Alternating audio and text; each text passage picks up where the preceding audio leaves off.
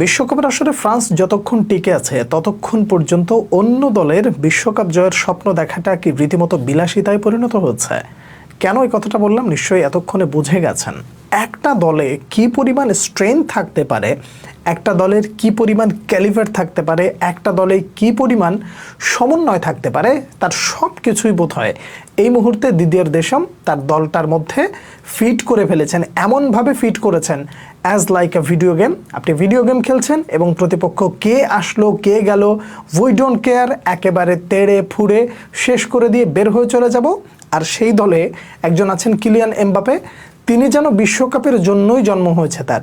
মানে আপনি যদি বলেন যে কিলিয়ান এমবাপের জন্মটা হয়েছে শুধুমাত্র বিশ্বকাপ খেলার জন্য, তাহলে বোধহয় ভুল হবে না। মানে মাঠে নামেন আর একটা রেকর্ড গড়ে ফেলেন। সুইডেনের বিপক্ষে নেমেছেন, গোল করেছেন, গোল করার পর এখন বর্তমানে যে অবস্থা তাতে করে তিনি এখন কোথায় অবস্থান করছেন জানেন?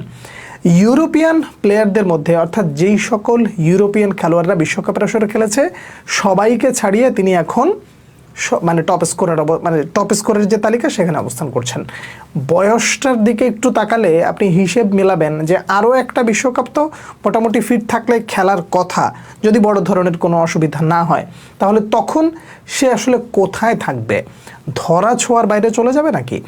বর্তমান যেই 2026 বিশ্বকাপ চলছে, এই বিশ্বকাপে এই মুহূর্তে তিনি টপ স্কোরার, অর্থাৎ স্কোরে যে মানে ধারাবাহিকতা তিনি দেখাচ্ছেন, তাতে করে তিনি কোথায় থামবেন এইটা এখন এই মুহূর্তে অনেক বড় একটা প্রশ্ন। লিওনেল মেসি ঠিক তার পরে অবস্থান করছেন। এখন হঠাৎ করে ফস করে উঠেন না যে হ্যাঁ লিওনেল মেসির নাম আপনি কেন আগে নিলেন না, আপনি কেন কিলিয়ান এমবাপের নাম দিলেন, একটু থামেন।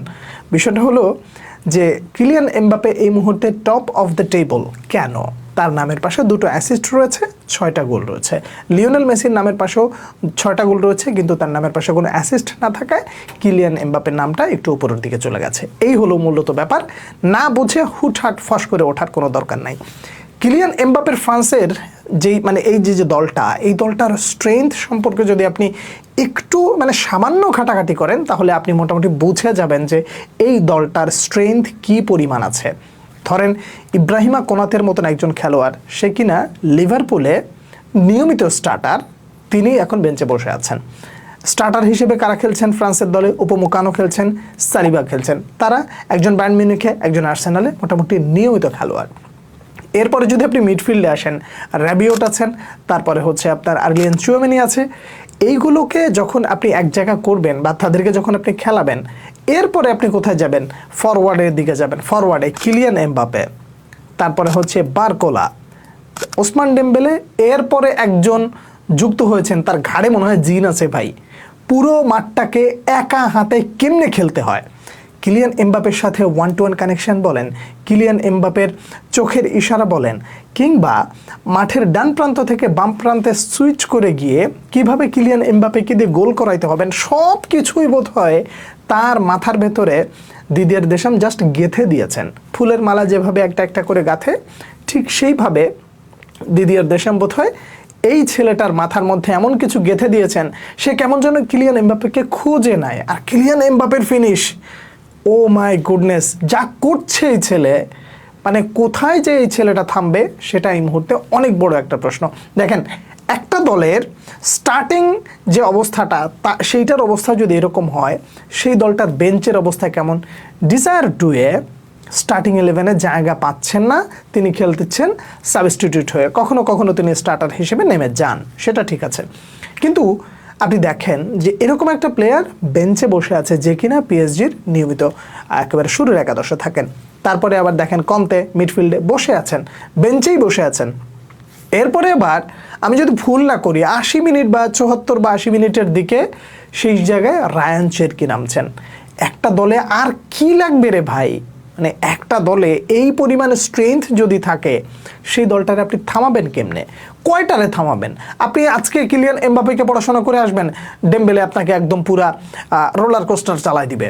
আপনি দুইজনকে পড়াশোনা করে আসবেন, অলিজে দাঁড়ায় আছে, আপনি কয়টাকে থামাবেন? আজকে আবার দেখেন বারকোলা গোল করে বসে আছে। আপনি একজনের পর একজন যখন আপনি দেখতে যাবেন যে না, তাকে একটু থামানো দরকার, তো অন্য দিক দিয়ে কেউ না কেউ এসে ফ্রান্সকে মোটামুটি এগিয়ে দিচ্ছে। এই ফ্রান্সের বর্তমান যে অবস্থা, তাতে করে আপনার দল হয়ে, মানে আপনি যেই দলের সাপোর্ট করেন না কেন, ব্রাজিল করেন, আর্জেন্টিনা করেন, তারপরে মানে স্পেন করেন, পর্তুগাল করেন, যেই দল করেন না কেন, আপনি একটু মিলাই দেখেন তো, ওয়ার্ল্ড কাপের শুরু থেকে ফ্রান্স যেইভাবে ধারাবাহিক পারফর্ম করছে, ঠিক ওই ধারাবাহিক পারফরমেন্স কিংবা আপনার দলের পারফরমেন্সকে একটু সমন্বয় করে একটু মার্ক করে দেখেন তো, যে আপনি অ্যাজ আ ব্রাজিলিয়ান ফ্যান আপনি ফ্রান্সের বিপক্ষে কতটা সুবিধা করতে পারবেন। হ্যাঁ, আত্মবিশ্বাসের সাথে আপনি অনেক কিছু বলতে পারেন, আবার কেউ কেউ হুট করে বলে ফেলতে পারেন, হ্যাঁ আমরা তো ফাইনালে ফ্রান্সকে হারিয়ে তারপরে বিশ্বকাপ জিতেছিলাম, হ্যান এটা করেছিলাম সেটা করেছিলাম, বলবেন, ডেফিনেটলি বলবেন, কিন্তু একটু ভেবে দেখবেন যে সেই ফ্রান্সের সাথে এই ফ্রান্সের তুলনা নয়, বরং পার্থক্যটা মূলত কতটুকু আছে, এবং বর্তমান আপনার দলের স্ট্রেংথ এবং ফ্রান্সের দলের যে মানে ভারসাম্য একটু মিলায় দেখবেন যে আসলে তফাতটা কতটুকু। যখন তফাতটা মানে আপনি একা নির্ণয় করতে পারবেন, দ্যাট টাইম আপনি বুঝতে পারবেন যে এই ফ্রান্স যতক্ষণ পর্যন্ত ওয়ার্ল্ড কাপে টিকে আছে ততক্ষণ পর্যন্ত আপনি ওয়ার্ল্ড কাপের স্বপ্নটা আসলে কিভাবে দেখবেন, এটা হলো অনেক বড় একটা প্রশ্ন।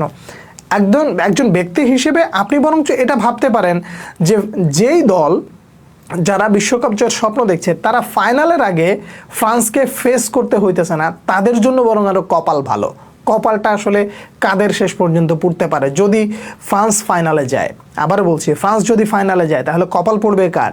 পর্তুগালের, তারপরে হচ্ছে আপনার স্পেনের, এরপরে জার্মানি তো বাড়িতে চলে গেছে অলরেডি, তো আর বাকি থাকলো কারা? এরকম বড় বড় দলকে তাদেরকে বাড়িতে পাঠাই দিয়ে এরপরে যদি তারা ফাইনালে আসে, এবং অন্য সাইড থেকে যিনি ফাইনালে আসবেন তিনিও তো কাউকে না কাউকে হারিয়ে আসবেন, তার আত্মবিশ্বাসে একেবারে টইটম্বুর থাকবে, সব কিছু মেনে নেওয়া যায়। কিন্তু পারফরমেন্সের বিচার, ধারাবাহিকতার বিচার, তারপরে হচ্ছে দলের স্ট্রেংথের যে অবস্থা, এরপরে কোচ যখন একজন মাস্টার মাইন্ড হন এবং বিশ্বকাপ খেলার মতন অভিজ্ঞতা সম্পন্ন হন, তখন এই দলটার বিপক্ষে আপনি নামার আগে বোধ হয় ভেতরটা একটুখানি দুরু করে ওঠে। আপনি যতই আত্মবিশ্বাসের প্রতীক হন না কেন বা আপনার ভেতরে যত আত্মবিশ্বাস থাকুক না কেন, এইটা দিন শেষে আপনি বলবেন যে তাদের বিপক্ষে জেতাটা সহজ হবে না, তবে আশা তো করা যেতেই পারে। এখন বর্তমান পরিস্থিতি কি জানেন? একটা সর্বদলীয় ঐক্যজোট হইতে পারে। সর্বদলীয় ঐক্যজোট বলতে পর্তুগাল, স্পেন, আর্জেন্টিনা, ব্রাজিল, এরপরে জার্মান তো নাই, যারা নাই তাদেরকে নিয়ে আপাতত একটু আলোচনা কম করা যাক। মানে সর্বদলীয় একটা জোট হয়ে একটা প্রার্থনা কি করা যায় যে কোনো কায়দায় যেভাবেই হোক, ছলে বলে কলে কৌশলে এই ফ্রান্সকে কি কোনোভাবে হারানো যায়? ভাগ্যটা যদি খুব খারাপ না হয় তাহলে এই ফ্রান্স যে আসলেই পরাজিত হবে সেই হাবভাব তাদের মধ্যে আপাতত দেখা যাচ্ছে না। তবে হ্যাঁ, দিন শেষে ফুটবল তো গোল বলের খেলা, কখন কোনটা কিভাবে ঘটে যায় আসলে তো বলা যায় না। প্যারাগুয়ে তারা জার্মানিকে হারিয়ে দেবে এটা কে ভেবেছিল? দিন শেষে সেটাই হয়েছে। এই ফ্রান্সের বিপক্ষে কোনো এক দল এভাবে হয়তো বা জিততে পারে, এইটুকু স্বপ্ন দেখা ছাড়া আপাতত তারা যতক্ষণ বিশ্বকাপে আছে ততক্ষণ অন্য দলের বিশ্বকাপ জয়ের স্বপ্ন দেখার সাথে সাথে একটু ব্রেকেও পা রাখতে হবে, এটা আমি ব্যক্তিগতভাবে মনে করছি। ফ্রান্সের খেলাটা যদি দেখে থাকেন, কেমন দেখলেন এবং তারা শেষ পর্যন্ত কি করতে পারে সেই ব্যাপারে যদি আপনার কোনো মতামত থাকে ডেফিনেটলি জানাবেন। পরবর্তী ভিডিওতে দেখা হচ্ছে আবারও, সে পর্যন্ত অনেক অনেক ভালো থাকবেন। আল্লাহ হাফেজ।